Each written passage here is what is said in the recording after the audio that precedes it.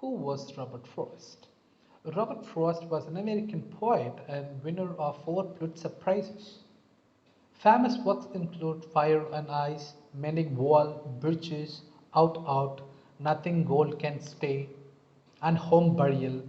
His 1916 poem, The Road Not Taken, is often read at graduation ceremonies across the United States.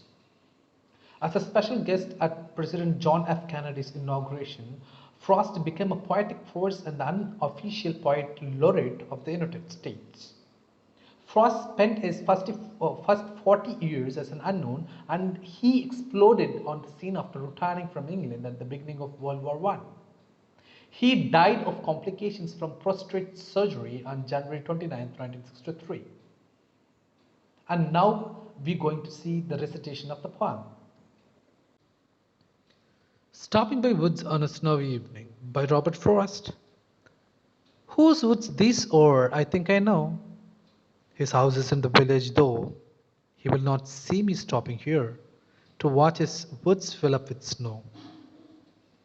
My little horse must think it queer to stop without a farmer's near, between the woods and frozen lake, the darkest evening of the year.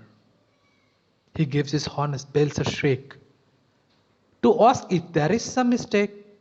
The only other sounds the sweep of easy wind and downy flake. The woods are lovely, dark and deep, but I have promises to keep, and miles to go before I sleep, and miles to go before I sleep.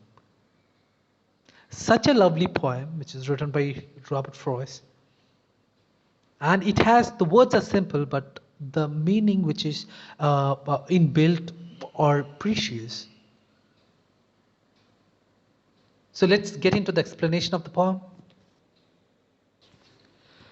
Stopping by woods on a snowy evening. Here is the summary for you. The speaker thinks about who owns the woods that he or she is passing through and is fairly sure of knowing the landowner. However, the owner's home is far away in the village, and thus he is physically incapable of seeing the speaker pass to watch the snowfall in the forest. The speaker thinks his or her horse must find it strange to stop so far from any signs of civilization. Indeed, they are surrounded only by the forest and the frozen lake on the longest night of the year. The horse shakes the bells on its harness as if asking if the speaker has made a mistake by stopping. The only other sound besides the ringing of these bells is that the wind and falling snowflakes, which the speaker likens to the feathers of goose down. The speaker finds the woods very alluring, drawn both to their darkness and how vast and all encompassing they seem. However, the speaker has obligations to fulfill elsewhere. Thus, though he or she would like to stay and rest, the speaker knows there are many more miles to go before that will be possible.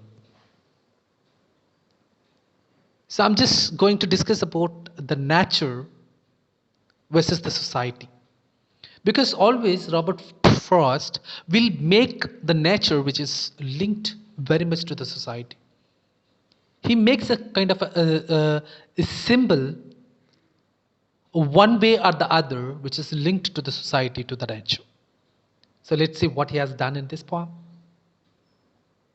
In Stopping by Woods on a Snowy Evening, the speaker describes stopping to watch the snowfall while riding a horse through the woods at night.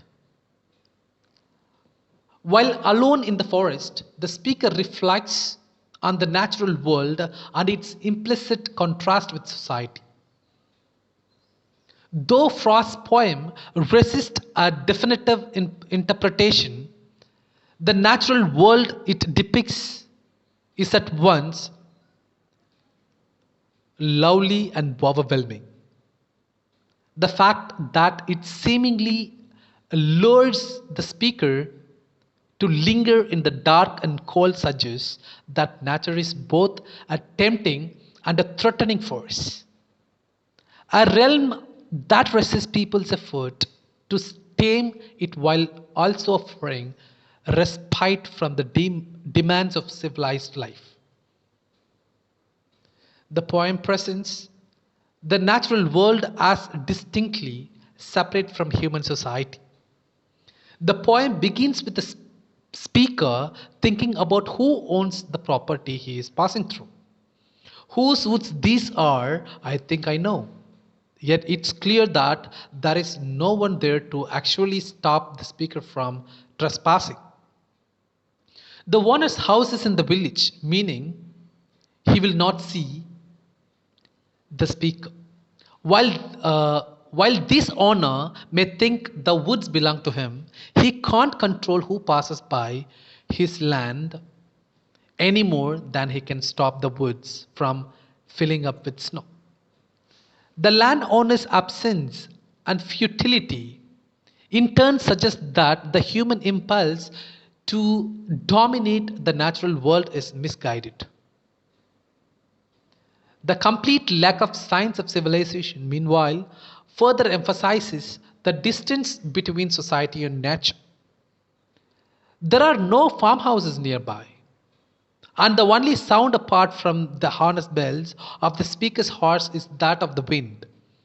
Though the speaker acknowledges that, at least conceptually, he or she stands on someone else's woods, the physical isolation indicates the impotence of conceptual structures like ownership in the first place. In other words, people can say they own land all they want, but that doesn't really mean anything when those people aren't around.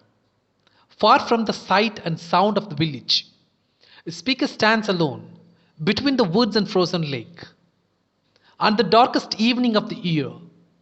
Together, all these details again present nature as a cold and a foreboding space distinct from society. At the same time, however, the woods are lovely enough that they tempt the speaker to stay a while, complicating the idea of nature as an entirely unwelcoming place for human beings. Indeed, though the setting seems gloomy, the speaker also recounts the sweep of easy wind and downy flake. This language makes the setting seem calm and comforting. The speaker finds the wind easy, or mellow, and the snowflakes downy like the soft feathers that fill a blanket or pillow. Finally, in the final stanza, the speaker definitively stays in that particular, he wanted to stay in the forest, but he couldn't. The woods are lovely, dark, and deep. This suggests the speaker's particular interest in the solitude that the woods offers.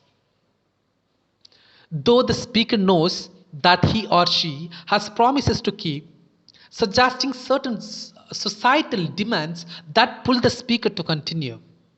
The woods are a tempting place to stop and rest. For a moment, the speaker is able to pause for no reason other than to simply watch the falling snow. However raw and cold, then nature also allows for the kind of quiet reflection people may struggle to find amidst the stimulation of society. Thank you, everyone. If you really like the explanation, okay, I request you to share, subscribe, and comment. Okay, whatever that you demand which comes into the comment, okay, I'll be fulfilling it. Thank you, everyone.